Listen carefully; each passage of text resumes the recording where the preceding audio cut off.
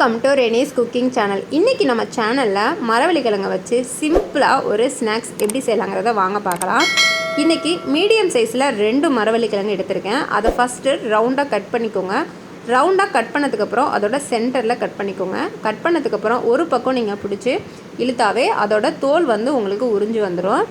இப்போ ஒரு பக்கம் உரிச்சாச்சு. இப்போ அடுத்த பக்கம் நீங்கள் லைட்டாக அந்த கிழங்கை உரிச்சாவே உங்களுக்கு தோல் வந்து ஈஸியாக உறிஞ்சி வந்துடும். பாருங்கள், அடுத்த கிழங்கையும் நான் கட் பண்ணி காமிக்கிறேன். ஃபஸ்ட்டு நீங்கள் ரவுண்டாக கட் பண்ணிக்கோங்க.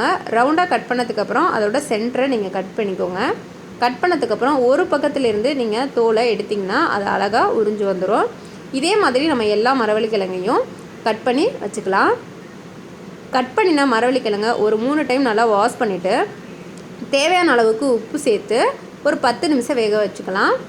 மூடி போட்டு வேக விடுங்க. மரவள்ளி கிழங்க இந்த அளவுக்கு மசிய வேக வச்சுக்கோங்க. ரொம்ப கெட்டியாக வேக விடாமல் ஓரளவுக்கு மசிய வேக வச்சுக்கோங்க. அப்போ தான் இந்த ஸ்நாக்ஸுக்கு வந்து நல்லாயிருக்கும். ஸோ இப்போ இதை நம்ம தாளித்து எடுத்துக்கலாம்.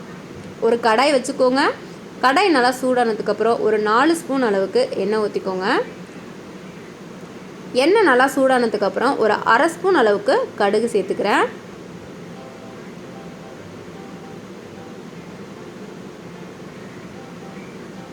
கடுகு ஓரளவுக்கு பொரிய ஆரம்பிச்சதும் ஒரு ஸ்பூன் அளவுக்கு உளுந்து சேர்த்துக்கிறேன்.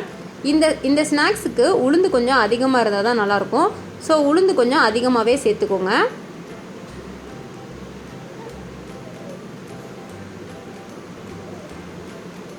கடுகும் உளுந்தும் இந்த அளவுக்கு பொரிஞ்சதுக்கப்புறம் ஒரு 6 வரமிளகாவை கிள்ளி வச்சுருக்கேன் 2ஆ. அதையும் சேர்த்துக்கலாம். சேர்த்து எண்ணெயிலே ஒரு நிமிஷம் நல்லா வதக்கி விடுங்க.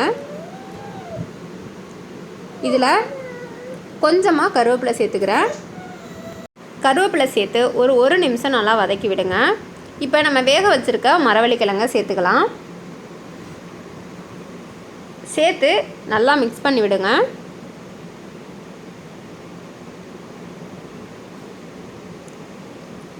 இந்த அளவுக்கு நல்லா மிக்ஸ் பண்ணதுக்கப்புறம் இந்த ஸ்நாக்ஸுக்கு மரவள்ளி கிழங்கு ஓரளவுக்கு மசிய இருந்தால் தான் நல்லாயிருக்கும்.